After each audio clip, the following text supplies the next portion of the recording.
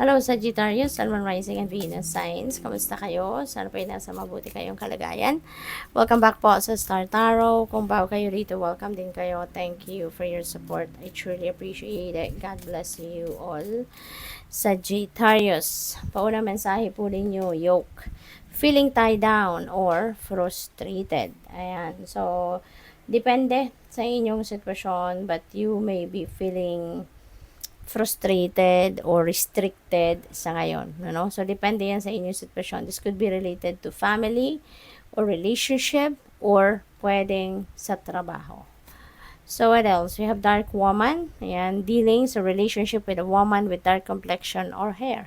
Ayan, so, this could be anyone sa buhay ninyo. Pwedeng kapamilya ninyo, pwedeng asawa ninyo, mama ninyo, ate ninyo, no? Pwede rin ang manager ninyo to sa trabaho. So, depende, no, sa inyong sitwasyon.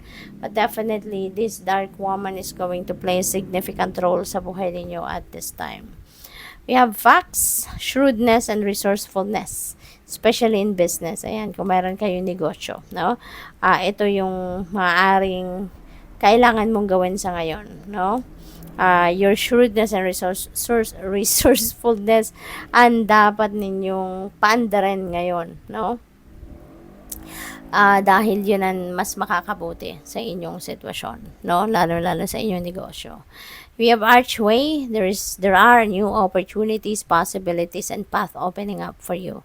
Okay? So, merong mga bagong oportunidad, posibilidad, no? Napakaganda kasi merong maaring bagong money path dito na magbubukas para sa iyo, no? At iba-iba pang klase, hindi lang necessarily na about money. Ito pwedeng ibang bagay, no? Pwedeng merong oportunidad kayo para mas makakilala kayo ng mga bagong kaibigan or makapag-travel, yung ganun ba. What else? We have crown, honor, and respect will come to you. Ayan, so kailangan ninyo na respeto, or no, maaring ito yung gusto ninyo na magkaroon kayo or ma-experience ninyo, kaya you are going to it's coming, no, it's coming. You are going to experience this finally, no? Magkakaroon ka na din ng respeto coming from other people, no? You will be honored, yung ganon ng iba. Kaya this is something that you worked hard for at makukuha ninyo yan, okay?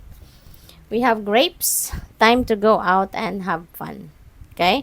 Panahon na para mag-unwind naman kayo. Panahon na para kayo naman ay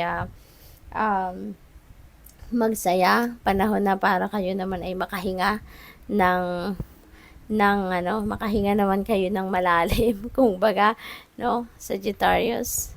What else? We have lily, spiritual love. Ayan. So, for some of you, no, Sagittarius, maybe you are going to be oozing with love sa ngayon. Maaring masaya kayo sa ngayon.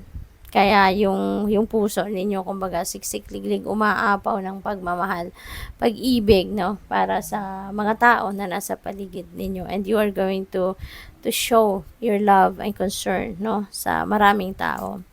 We have sunrise, new creative ideas coming up. Meron kayong mga sisimulang bagong venture, no? You're definitely going to start something fresh, no? Something new sa buhay ninyo. Maaring project yan, hobbies, pwedeng trabaho, career, negosyo, pwedeng gano'n, no? So, depende sa inyong sitwasyon. But may sisimula kayong bago. Opportunities are waiting for you. Ayan. So, doble-doble, no, yung card ng opportunities. Kaya, this is exciting.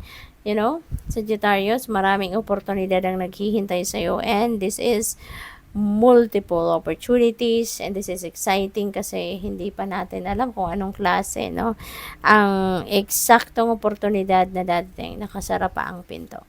So, we don't know what is exactly that opportunity. Pero, yun, exciting siya. Kasi may naghihintay na oportunidad.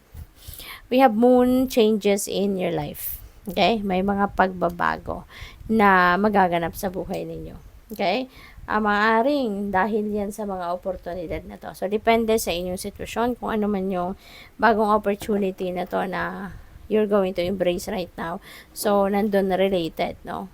yung mga pagbabagong mangyayari sa buhay ninyo sa ngayon. We have bear danger, especially in money matters. Ayan. So, this is a very important reminder para sa'yo.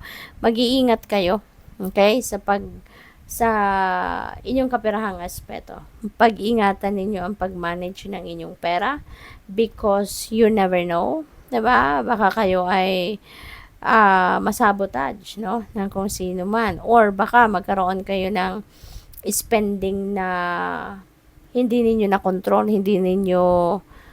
baka hindi kayo nagbo-budget or baka lumagpas kayo sa budget, 'di ba? Kaya tignan ninyo, no, as you spend your money, 'di ba? Tignan ninyo, then i-review ninyo yung inyong budget plan, okay? Para hindi kayo maubusan or hindi kayo makagastos ng pera na hindi naman para doon, yung ganun ba, no? Kasi maaring maano kayo dito, maaring mabudol kayo ng iba rito, 'di ba? Tawag dito, ma-convince kayo na kunyari sumali kayo sa kung ano mang pwedeng investment, 'di ba? Tapos masira ang budget ninyo kasi hindi naman pala 'yon. Hindi yung perang gagamitin niyo doon ay hindi naman para doon. Paano na lang kung budol, 'di ba? Kaya mag-iingat kayo. Always review, no? Kumbaga kung ano ang nasa budget ninyo para hindi masira yung budget plan ninyo for a certain period of time at hindi kayo magkakamot ng ulo, 'di ba? So what else? We have fair woman. You're going to be dealing with a fair woman, or baka meron kayong relationship, blood relationship or hindi man, no, with this fair woman. At isa siyang merong blonde, gray or white hair. So definitely you're going to be dealing with this woman. Pwedeng katrabaho ninyo, asawa ninyo to, baka nililigawan ninyo or manager ninyo. Depende sa inyong sitwasyon. So good luck. Thank you for watching. Love and light. Namaste.